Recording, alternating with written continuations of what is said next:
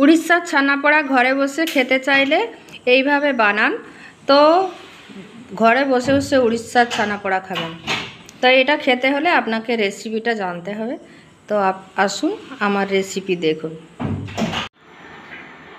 উড়িষ্যার ছানাপোড়া বানানোর জন্যে নিলাম 1 কটরি সুজি, আধ কটরি চিনি, 4টা এলাচের বীজ।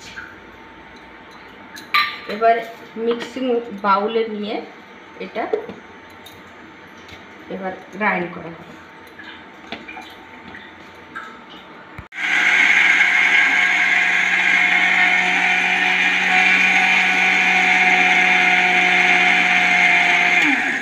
এবার এটা মিক্সিং জার থেকে বাউল থেকে বের করে নিলাম, একটা বর্তনে ঢেলে নিলাম।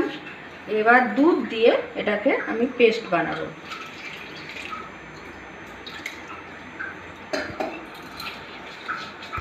তো বেটারটা তৈরি হয়ে গেছে। বেটারটা এরকম ভাবে বানিয়েছি। এবার এটাকে ঢাকা দিয়ে রেখে দেবো 8 থেকে 10 মিনিট, তারপরে আবার ফিরে আসছি। বেটারটা জমতে দিয়েছি 8-10 মিনিট। জমতে জমতে ততক্ষণকে অন্য কাজগুলো করে নিই। একটা কড়াই নিলাম, কড়াইয়ে বালি দিলাম, তার উপর একটা স্ট্যান্ড বসালাম। তো এবার এটা গরম হতে থাক, ততক্ষণ বেটারটা আমার তৈরি হয়ে যাবে। এবার আরেকটা বর্তন নিলাম কেক বানানোর জন্য। এটাতে অ্যাকচুয়ালি আমার কেক মেকারের বর্তনটা খুঁজে পাচ্ছি না এই টাইমে। তো এটাতে আমি ঘি নেব, ঘি দিয়ে এই ব্রাশ দিয়ে ঘিটাকে লাগাবো। তো আগে ঘিটা ঢালবো।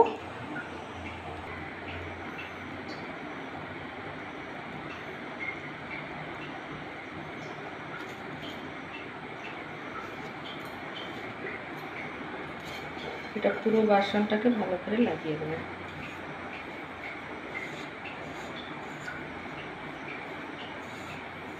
যদি রিফাইন তেল দেন তাও চলবে, তবে সরষের তেল ভুল করেও দিবেন না, তাহলে কিন্তু আপনার কেকটাই খারাপ হয়ে যাবে।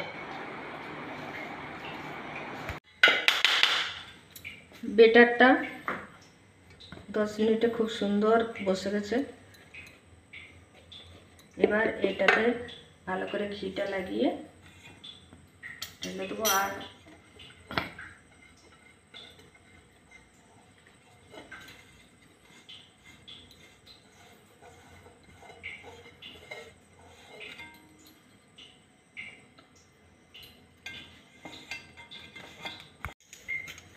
এতে কিছুটা ইনো 1 চামচ, 1 প্যাকেট যে পাওয়া যায় 5 টাকা দিয়ে, ওই 1 দিলেই হবে।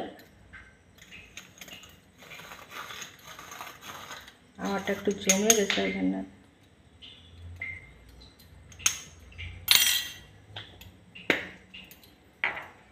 এটা আর একটু ভালো করে ফেটিয়ে নিলাম।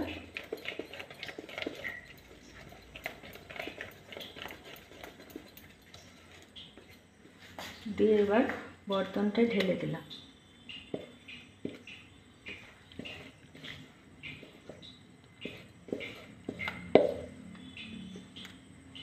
একটা আমি কড়াইয়ে চাপিয়ে দিয়েছি, আর এতে একটু কাজু কিশমিশ, উপর থেকে পেস্তা, সব ড্রাই ফ্রুট উপর থেকে ছড়িয়ে দিয়েছি। 30 মিনিট এটা এইভাবে চাপানো থাকবে, আর এর উপরে ঢাকনা দিয়ে দিলাম। আচ্ছা, মাঝখানে একটা কথা বলি, আমি যখন দুধ দিয়ে ওইটা পাউডারটাকে গুলছিলাম, ওতে পাউডার দুধও কিছুটা মিলিয়েছিলাম। তো এবার ঢাকা দিয়ে দিলাম। 30 মিনিট পর ফিরে আসছি। 30 মিনিট হয়ে গেছে 30 মিনিট। তো এটা চেক করবো এবার।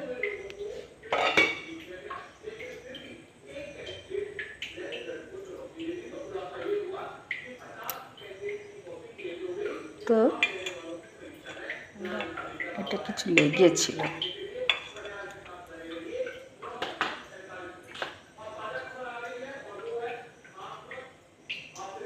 আর লাগছে না, তার মানে এটা আমার তৈরি হয়ে গেছে। তো ততক্ষণকে একটা পাতিলা মানে বাসন নিলাম, ওতে 1 কটরি চিনি দিলাম, আর 1 কটরি জল আর হালকা নুন দিয়ে এটা একটা শিরা বানিয়ে নিচ্ছি। তো এটা ততক্ষণ একটু ঠান্ডা হোক। এটা তৈরি হয়ে গেছে।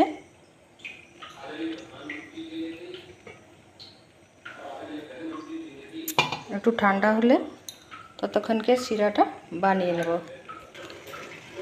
তো শিরাটা দেখতে হবে, খুব বেশি এটা ইয়ে করা ফুটানোর দরকার নেই, জাস্ট হালকা একটু চটচটে ভাব আসবে তখনই এটাকে বন্ধ করে দেবো।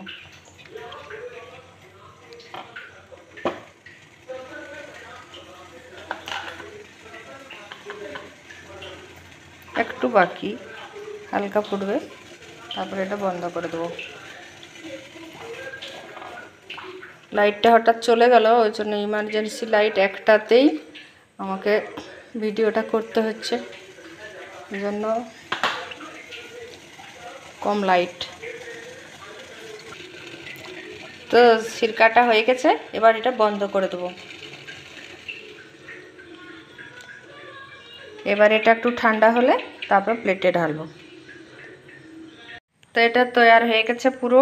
এবার এই থালাটার উপরে উল্টা করে দেবো, এ ঠিক এইভাবে এইভাবে।